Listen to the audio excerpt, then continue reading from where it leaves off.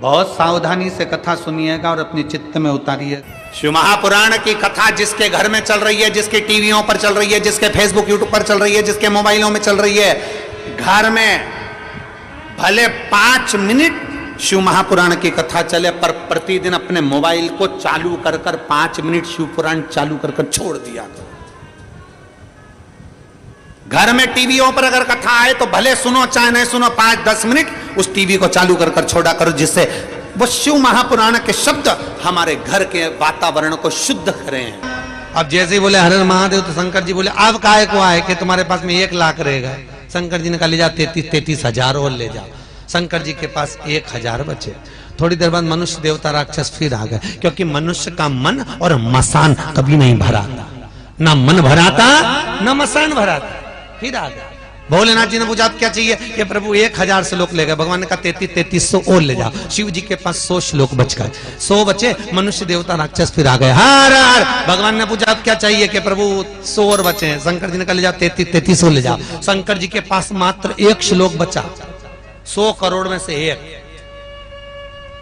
थोड़ी देर बाद मनुष्य देवता राक्षस फिर आ गए। भोलेनाथ। शंकर जी ने पूछा क्या चाहिए। 1 श्लोक बचा। शंकर जी ने मन में सोचा श्लोक 1 लेने वाले 3, अब क्या करूं। शंकर जी समझ गए ये संस्कृत के अनुष्टुप छंद का श्लोक है। संस्कृत के अनुष्टुप छंद में 32 अक्षर होते हैं। शंकर भगवान ने 10-10 अक्षर तीनों को दे दिए। शिव जी के पास 2 अक्षर रह गए। थोड़ी देर बाद मनुष्य देवता राक्षस फिर आ गए। हर हर।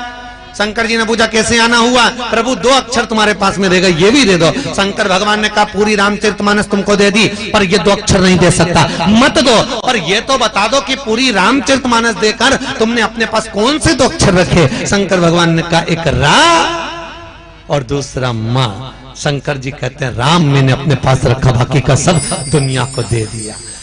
और एक अपन राम दूसरे को देते हैं, काम अपने पास रखते हैं। सुबह से निकले साइकिल पे, भैया राम राम राम राम, कहां जा रहे काम पे।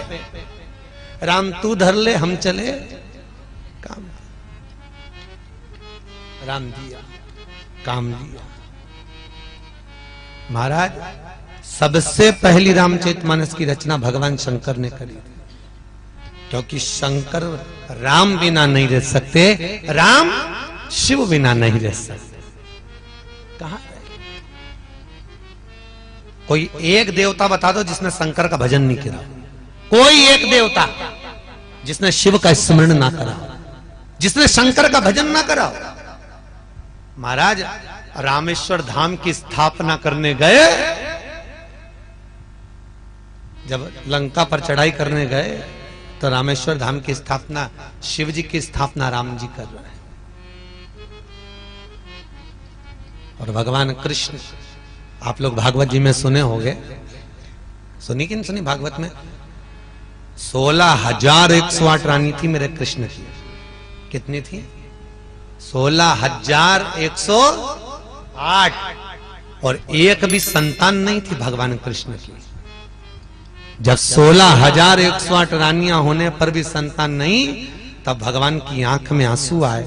उन्होंने कुलगुरु गर्गाचार्य बाबा को बुलवाया। गुरुदेव हमारे यहाँ औलाद नहीं है, गुरुदेव हमारे यहाँ संतान नहीं है।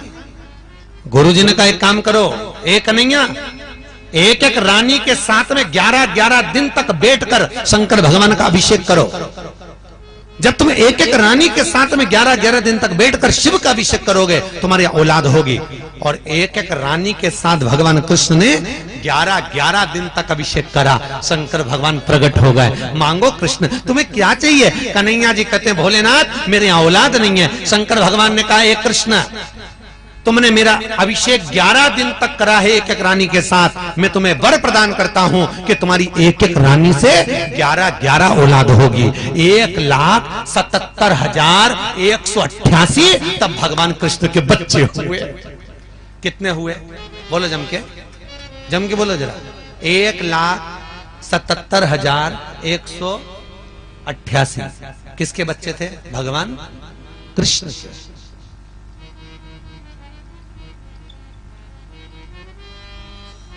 जितने भगवान कृष्ण के बच्चे थे उतने तो अपने पांतलाई में लोग ही नहीं हो गए।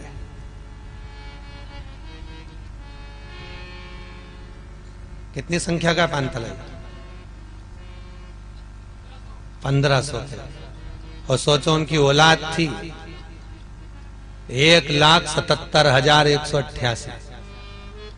और नानी भाई के घर में मायरा भरने गए थे और नानी भाई की सास चोटी में तेल लगवा रही थी और इतने में भगवान कृष्ण की बेटियां सब नानी भाई के घर में घुस गई।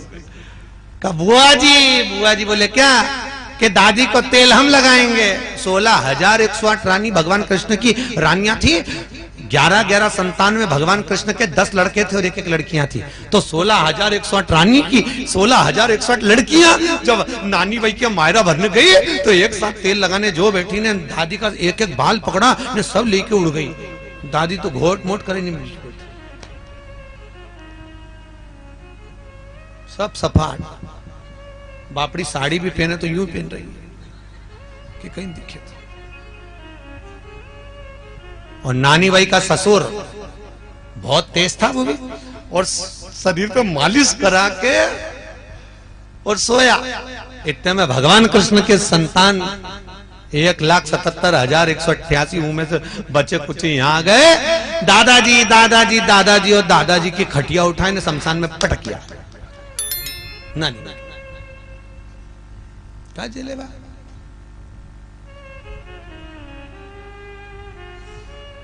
भगवान। ऐसी कोई भूमि, ऐसी कोई जगह जहां शिव ना हो। हर जगह पर शंकर है साहब, हर जगह पर।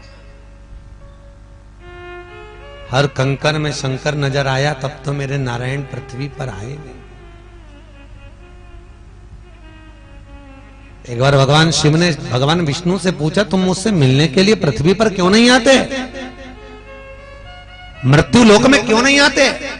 भगवान विष्णु ने कहा क्या बताऊं भोलेनाथ, हर कंकर में मुझे शंकर दिखता है।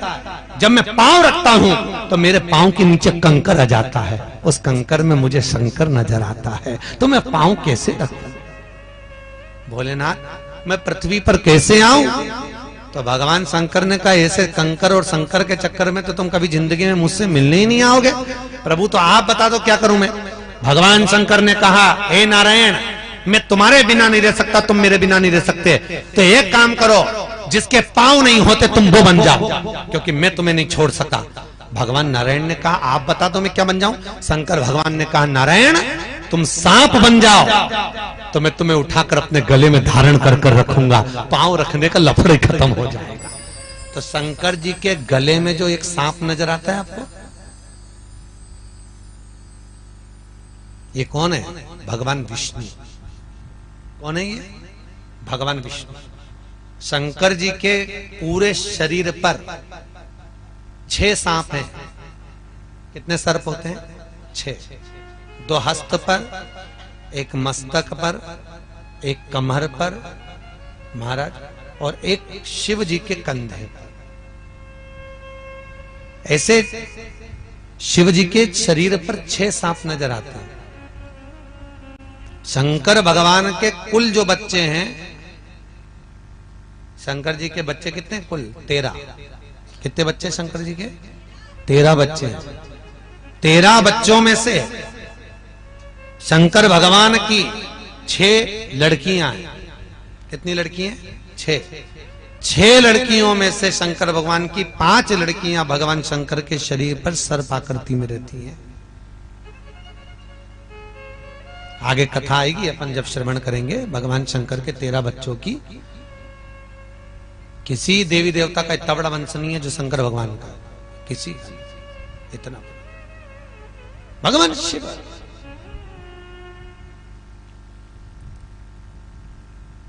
भगवान शंकर। अब शास्त्र कह रहा है शिव जहां ना हो वो भूमि बताए,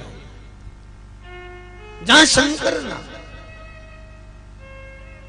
सर्वस्वता शिव की है महाराज, सर्वस्वता। यहां तक कि शास्त्र कहता है जिस बद्री नारायण में स्वयं नारायण बैठे हुए हैं वो भी शंकर की जगह है। किसकी है वो? शिव की। जिस बद्रीनारायण में, ये बद्रीनारायण किसका था? शंकर भगवान का घर था। कैलाश पर भगवान शंकर तपस्या करते थे और बद्रीनारायण में रहते थे। अब बद्रीनारायण में रहते थे, एकदम भगवान विष्णु लक्ष्मी जी को घुमाने के लिए लिया। अब लक्ष्मी जी के साथ घूम रहे थे और बद्रीनारायण में बेर के पेड़ थे, इतने सुंदर बेर के पेड़। लक्ष्मी जी ने बेर तोड़कर खाया, बेर तोड़कर खाया तो लक्ष्मी जी को वो बद्रीनारायण बहुत सुंदर लगा। तो लक्ष्मी जी ने बद्रीनारायण को देख लिया और देखकर लक्ष्मी जी तुरंत चल, लक्ष्मी जी तुरंत, और लक्ष्मी जी तुरंत भगवान विष्णु के पास गई। भगवान विष्णु ने पूछा, क्या बात है लक्ष्मी, आज तुम उदास दिख रही हो? आज तुम उदास हो लक्ष्मी?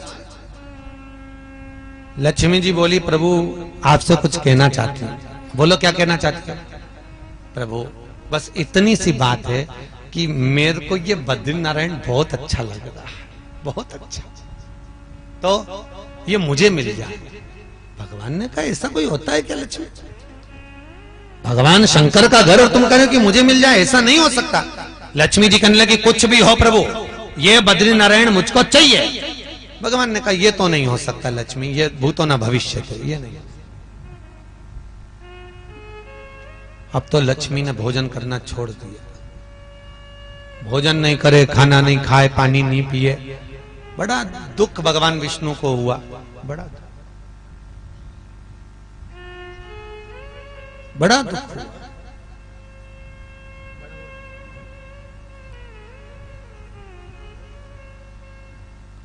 और बड़ा दुख जब भगवान विष्णु को हुआ तो भगवान ने पूछा, लक्ष्मी तू चाहती क्या? क्या चाहती? लक्ष्मी जी कहती हैं, बस निवेदन इतना सा है कि आप तो बस ये बद्रिकाश्रम मेरा बना दो, बस और कुछ भी नहीं चाहिए। ठीक है। और बद्रिकाश्रम को बनाने के लिए भगवान विष्णु ने कहा, मैं जा रहा हूं, रुक जा तू। और भगवान विष्णु गए, और भगवान विष्णु जाते ही तुरंत जैसे ही पहुंचे और अलकनंदा नदी के तट पर बद्रिकाश्रम में भगवान नदी के तट पर छोटे से बच्चे का रूप रखकर भगवान विष्णु रोने लगे। जैसे ही रोए तो पार्वती के कानों में शब्द गया, माता पार्वती के कानों में जैसे ही शब्द गया तो पार्वती ने शंकर भगवान से कहा, भोलेनाथ। शंकर भगवान ने पूछा, क्या हो गया? प्रभु कोई बच्चे को मां भूल कर चली गई, बच्चा रो रहा। इतने में शंकर भगवान तो नेत्र बंद करके बैठे थे। शंकर भगवान बोले, पार्वती हिल मत जाना, कहीं मत जा, तू चुपचाप बैठी रह, चुपचाप बैठ जा। पार्वती जी बोली, प्रभु तुम दयालु, तुम त्रिकालदर्शी, तुम कैलाशी, तुम अविनाशी, तुम भोला, और इतने भोले होने के बाद भी किसी का बच्चा रो रहा है तो कम से कम दया तो आना चाहिए। भगवान विष्णु के रुदन के शब्द शंकर के कानों में भी गए। शंकर भगवान ने कहा, किसी के बच्चे को उठाकर मत लाना, क्योंकि शंकर जी तो जानते थे ये पूरा बद्रीनाथ लेने आया है, किसी के बच्चे को मत उठाना। पार्वती जी बोली, किसी के बच्चे को गोदी में लेने में क्या जाता है? भगवान शंकर ने कहा, किसी की औलाद अगर गोदी आ जाती है, गोदी आने के बाद पूरी जायदाद की हिस्सेदार बन जाती है, इसलिए निवेदन है तू तो जाए मत ही तो अच्छा है। पार्वती जी बोली, कैसे तुम निष्ठुर होते चले जा रहे हो? बताओ, किसी का बच्चा रो रहा है और तुम कह रहे मत जा, मैं तो जाऊंगी। और पार्वती जी ने नहीं माना, बिल्कुल नहीं सुनी और चली। कभी कभी होता है, माताएं पति के विपरीत चलती हैं कभी कभी। और ये गांव में तो एक माता ऐसी थी जो पति के बिल्कुल ही विपरीत चलती थी। पति बोलता बैंगन की सब्जी बना तो वो गोभी ही बनाती, पति बोलता गेहूं की रोटी बना तो मक्के की बनाती। होता है किसी किसी गांव में। एक वो बेचारा पति इतना दुखी था, वो गुरुजी के पास गया, गुरुदेव गुरुदेव। गुरुजी ने पूछा, क्या हुआ? मेरी पत्नी बहुत उल्टी चले, बिल्कुल औंधी चले, मैं कहीं करूं? गुरुजी बोले, कहीं मत कर, तू औंधा हो जा, तू उल्टा चल। तो कि मैं कैसा उल्टा चलूं? तुझे जो काम कराना है तू उल्टा बोल। तुझे रोटी खाना है गेहूं की तो बोलना मक्का की खाना है, तो वो गेहूं की बनाएगी, तू उल्टा चल। उसने कहा, गुरुजी मेरे पिताजी को मरे हुए 14 साल हो गए, इसने जिंदगी में आज तक श्राद्ध नहीं करा, आज तक किसी को बामन को भोजन तक नहीं कराया, आज तक इसने पिंडदान नहीं करवाया। तो गुरुजी ने कहा, तू उल्टा चलना, आज जाके बोल कि अपन पिताजी का पिंड नहीं करेंगे। फिर देख, ये गया, इसने कहा चलो गुरुजी का कहना माने। अब गुरु तो गुरु, इसने जाके कह दिया बोल उल्टा। अब ये जाके बोला, सुन परसों के दिन पिताजी का श्राद्ध है, पर अपन पिंड नहीं देंगे और ना ब्राह्मण को भोजन कराएंगे। इतने में पत्नी जूड़ा बांधती बांधती आई, क्यों नहीं कराएंगे, तुम्हारा बाप इतना छोड़कर गया, किसके लिए छोड़ के गया, जरूर कराएंगे। और एक ब्राह्मण नहीं 10 जिमाएंगे। अरे पति तो इतना खुश हो गया, गुरुजी के पास जाके बोला गुरुदेव गजब कर दिया, गजब, आज तक नहीं जिमाया, आज के 10 जिमाए, गजब करा गुरुदेव। गुरुजी ने कहा जाओ जिमाओ। अब भोजन तैयार हुआ, पिंड मिंड सब तैयार हुए और पिंड वगैरह तैयार होके अब गुरुजी पंडित जी बोले कि पंडित जी जिन्हें पूजन कराई थी वो बोले इन पिंड को ले जाके नदी में ठंडा करो। अब पति ने को यहाँ पर बोलना था कि इसको नदी में नहीं कचरे में डालेंगे, तो वो नदी में डलवाती। अब इसने कह दिया पिताजी के पिंड को नदी में डालना है। इतने में पत्नी बोली तुम्हारे बाप ने कौन सा अच्छा काम करा जो उनके पिंड नदी में डालना, पटकता बना नली के अंदर। अब सारा काम करा, वह पिंड नली में पटकवा दिया। पति बेचारा इतना दुखी गुरुजी के पास गया, गुरुदेव इसके साथ तो मैं कभी नहीं रहना चाहता, इससे मेरा पीछा छुड़वा दो गुरुदेव, मैं तुम्हारे हाथ जोड़ू। इतने में गुरुजी ने कहा चिंता मत कर, अभी सारा गांव का लोग नर्मदा जी नहाने जा ही दिया, तो इसको भी ले जा। तो कि ये तो कभी जाए नहीं, घर ही नहीं छूटे इससे। तो गुरुजी ने कहा उल्टा चल। गुरुजी ने सिखा दिया इसको सब, और सब सिखाया और सिखा के ले गए। सुन, सारा गांव के लोग नर्मदा जी जाना है, पर मेरे पास टाइम नहीं है, दुकान से फुर्सत नहीं है, अपन नहीं चलेंगे। इतने में पत्नी बोली 40 साल हो गए शादी को, कहीं देखे नहीं गए, कैसे नहीं चलेंगे, चलो ले गए। अब जैसा जैसा गुरुजी ने बताया था वैसे वैसा करा। गुरुजी ने कहा था जैसे ये नदी में नहाने के लिए उतरे नर्मदा जी में, और तू कह देना आगे मत जा। और गुरुजी के भेजे थे, जैसे ही नर्मदा जी में उतरे और तू कहना आगे मत जा। अब जैसे ही नर्मदा में उतरी इसने कहा अरे ज्यादा आगे मत जा, ये कहा जाऊंगी जा, और गई पानी।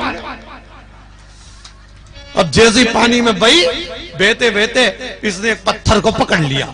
तो गुरुजी चतुर थे, उनको मालूम था मैं नर्मदा में बहुत पत्थर तो हो सकता पकड़ ले। तो गुरुजी ने कहा था मान लो अगर पत्थर पकड़ ले, चेन पकड़ ले, रस्सी पकड़ ले, तो तू कहना जम के पकड़। क्या बोलेगा? अब इसने जो पत्थर को पकड़ा तो गुरुजी बोले, जैसे पति बोला अच्छी जम के पकड़ना, तो ये बोली आग लगे नहीं पकड़ना। ये ने छोड़ा, हर हर नर्मदे हर, ये 9 बजे घर हो गया। ओम श्री शिवाय। नमस्ते एवं दर्शकों, आज की कथा जो है पंडित प्रदीप जी मिश्रा द्वारा जो है गुजरात सूरत में जो है सुनाई जा रही है, और इस कथा का जो है आपको पूरा श्रवण करना है। तो आप हमारे चैनल को सब्सक्राइब कर लें, क्योंकि आपको हमारे चैनल पर प्रतिदिन जो है कथा इसी तरीके से मिलती रहेगी। इसी के साथ में भविष्य में जो भी कथाएं आएंगी वो भी जो है आपको हमारे चैनल पर मिलती रहेगी। इसके लिए आपको कुछ नहीं करना है, केवल आपको हमारे चैनल के साथ जुड़ना है। जुड़ने के लिए आपको हमारे चैनल को सब्सक्राइब करना है। सब्सक्राइब करने के बाद जो है पास में आ रहे बेल आइकन को आपको प्रेस कर देना है, ताकि आपको जो है रोजाना जो है कथा का जो है नोटिफिकेशन मिलता रहे। इसी के साथ में और भी जो है अच्छी अच्छी कथा जानने के लिए आपको जो है सब्सक्राइब करना नहीं भूलना है। और मिलते हैं अगली कथा में, तब तक के लिए हर हर